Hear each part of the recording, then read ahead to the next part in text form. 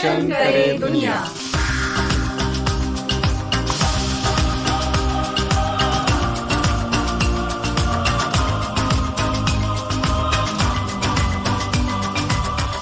नमस्कार दोस्तों, मैं हूं शाइना एनसी। स्वागत है आप सभी का विविध भारती के कार्यक्रम रोशन करे दुनिया में।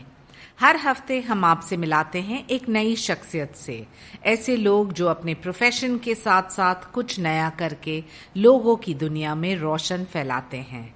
आज हमारे साथ मौजूद है डॉक्टर भावना त्रिवेदी, जो रिप्रेजेंट करती है स्त्री मंडल मुंबई, एक 119 साल पुरानी संस्था जो विमेन्स एम्पावरमेंट पे काम करती है।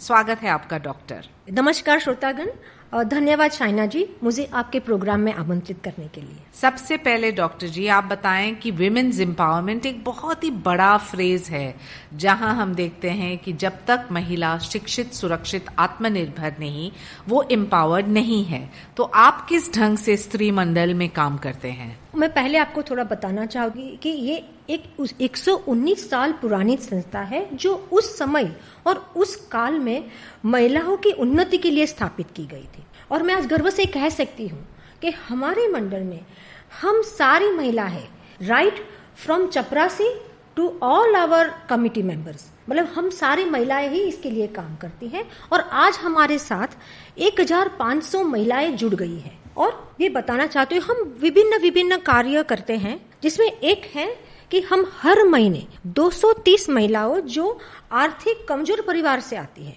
उनको अनाज देते हैं, उन्हीं को साल में 3 बार वस्त्र भी देते हैं। जरूरी नहीं कि हर महिला सुशिक्षित हो और उसे बड़े कॉर्पोरेट ऑफिस में जॉब मिल जाए, पर जो महिलाएं जो इतनी पढ़ी लिखी नहीं है, क्या वो स्वावलंबी नहीं हो सकती है? इसके लिए हम सिलाई बुनाई के क्लासेस हैं, एम्ब्रॉयडरी के वर्ग हैं, ब्यूटी पार्लर के क्लासेस चलाते हैं, जिससे वो सीख के अपने आप एक आत्मनिर्भर बन सकती है। कहाँ पर है ये संगठन और कैसे लोग जुड़ सकते हैं? ये संगठन जो है वो मुंबई में सिक्का नगर करके एक एरिया है जो रिलायंस हॉस्पिटल या चंडी रोड स्टेशन के बिल्कुल नजदीक है, वहां पे है। और ज्यादा ये इन्फॉर्मेशन आपको हमारी वेबसाइट www.strimandelmumbai.org पे मिल सकती है। डॉक्टर जी आप एक होम्योपैथ हैं, एक डॉक्टर हैं, और इसके बावजूद आप स्त्री मंडल के साथ काम करते हैं, अन्य संस्थाओं के साथ भी काम करते हैं। क्या है इसके पीछे लक्ष्य? कैसे आप आए समाज सेवा में? मैं यही कहना चाहती हूँ कि मैं भगवान का शुक्रगुजार हूँ कि मैं एक ऐसे परिवार से आती हूँ कि मुझे एक सुरक्षित माहौल है, जहाँ पे अब मेरी नैतिक जिम्मेदारियां, जिससे मैं अभी मुक्त हो गई हूँ, मेरे जो बच्चे हैं बड़े हो गए हैं, तो अभी ये वक्त है कि जो मैं समाज को थोड़ा कुछ देने के लिए, इसलिए मैं इस कार्य में कार्यरत हो गई हूँ। डॉक्टर भावना त्रिवेदी, आपके बारे में पहले कुछ बताएं और फिर बताएं आपके संस्था के बारे में।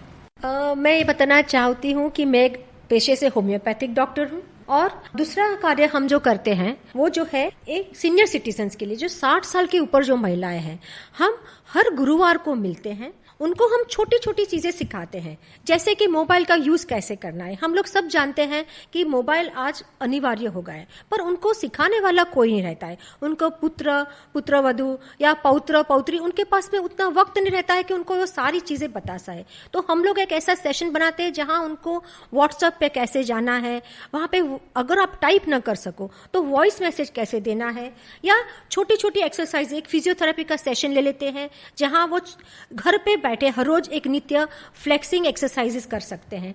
और ये सब हम निशुल्क करते हैं उनके लिए।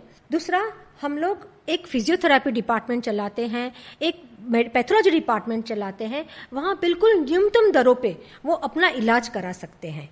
और कौन से सेवाएं हैं जिसके बारे में आप लोगों तक पहुंचना चाहेंगे, और कितने लोगों को फायदा हुआ है, लाभ हुआ है? इसमें तो मैं कह सकती हूँ कि हजारों को फायदा हुआ है, क्योंकि हमें ये सिर्फ स्त्रियों के लिए अभी हम काम नहीं कर रहे हैं, हम पूरे समाज के वो मध्यम वर्ग के लिए काम कर रहे हैं। तो उसमें हम सालाना मेडिकल कैंप आयोजित करते हैं, ब्लड डोनेशन कैंप के भी हम आयोजित करते हैं, हम कैंसर पेशेंट्स को भी कीमोथेरापी दिलाते हैं, उतना ही नहीं, पर इस साल हमने 15 कैंसर ग्रस्त बच्चों को एडॉप्ट किया है। मतलब हमने पूरी उनकी ट्रीटमेंट दी है, उनका खर्चा पूरा हमने निभाया है।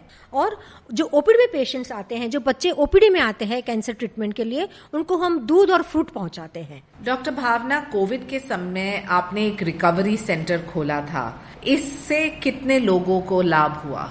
ये रिकवरी सेंटर के बारे में मैं ये कहना चाहूंगी, ये थोड़ा सा बिल्कुल अलग किस्म का हमारा प्रोजेक्ट रहा था, क्योंकि हमने देखा था कि गवर्नमेंट ने बहुत सारे क्वारंटाइन सेंटर खोल के रखे थे, जिनमें 14 दिन के बाद पेशेंट अपने घर चला जाता था। पर हमने देखा है कि बहुत कमजोरी ये रोग में लगती है और घर पे जाके स्त्रियों के लिए वापस अपने परिवार के लिए खाना बनाना या उनकी देखभाल करना थोड़ा सा मुश्किल हो जाता था।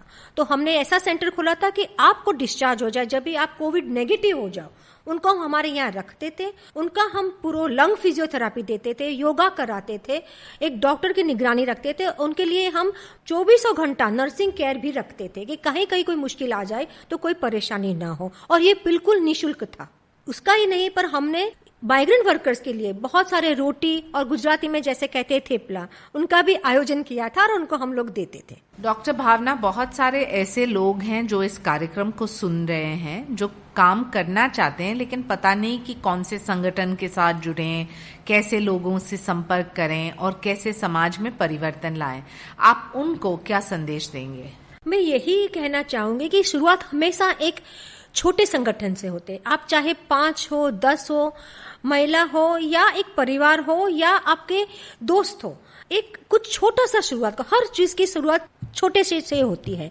आप छोटे से शुरुआत करोगे, लोग जुड़ते जाएंगे और बड़ा बड़ा आपका जो कार्य है बड़ा बनता जाएगा और एक बड़ा संगठन आप बना पाओगे। जाते जाते आपका संदेश रोशन करे दुनिया के इस कार्यक्रम के निमित्त उन लोगों के लिए जो सुन रहे हैं, जो काम करना चाहते हैं और उनको समझ में नहीं आता है कि कहाँ से प्रेरणा मिले या कहाँ से शुरुआत करें। मैं यही कहना चाहूंगी, मैं जिसके साथ जुड़ी हूँ वो महिलाओं के लिए है। तो मेरा ये मानना है कि स्वावलंबी महिला एक सुरक्षित परिवार की बुनियाद है और हर महिला को स्वावलंबी बनना चाहिए। डॉक्टर, ऐसे और कोई कार्यक्रम है जिसके बारे में आप हमारे श्रोताओं तक आपकी बात पहुंचाना चाहते हैं? मैं एक दूसरे ट्रस्ट से भी जुड़ी हूँ जहाँ मैं ट्रस्टी हूँ, जिसका नाम है ट्रॉय एंड जियस फाउंडेशन। ये दूसरे ट्रस्ट की तरह आर्थिक सहायता, शिक्षा सहायता और पशु कल्याण का तो कार्य करती है, पर एक बात मैं बताना चाहती हूँ, जो एक अलग तरह का प्रोजेक्ट था जिसका नाम था योर्स सिंसियरली। इसमें हमने क्या किया था कि करीबन 400 बच्चे जो सेक्स वर्कर्स के थे, जो मानसिक शारीरिक विकलांग थे, हमने एक उनका सर्वेक्षण किया था कि उनको क्या इच्छा है। और आप नहीं मानोगे, उनकी बहुत ही छोटी छोटी ख्वाहिशें थी। किसी को क्रिकेट किट चाहिए थी, किसी को गुड़िया चाहिए थी, ये बहुत छोटी छोटी ख्वाहिशें, पर वो पूरे नहीं कर पाते थे। तो हम लोगों ने उनका एक सर्वेक्षण करके फेसबुक पेज बनाया था, जिसमें लोगों ने बहुत सहायता करके सारे बच्चों को जो भी उनको चाहिए था वो दिया था और हमने उनको उन तक पहुंचाया था और ये बहुत ही सेटिस्फाइंग था। तो ये थी डॉक्टर भावना त्रिवेदी।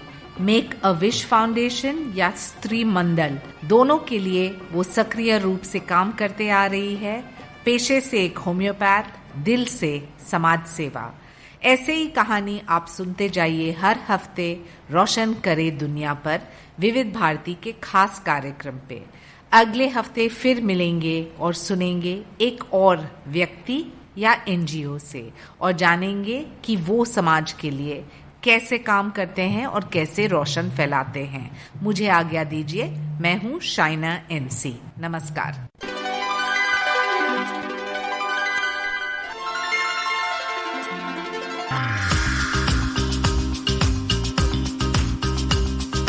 रोशन करे दुनिया।